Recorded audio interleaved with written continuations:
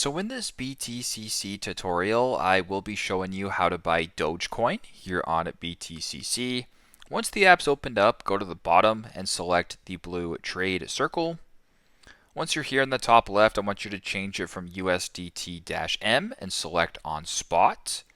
Once you're here in the top left where it says Pepe/USDT, select that.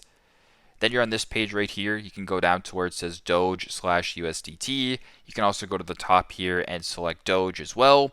You can trade this a few different ways. You can also just go to where it says meme coins right here, and then you can find Doge and select it.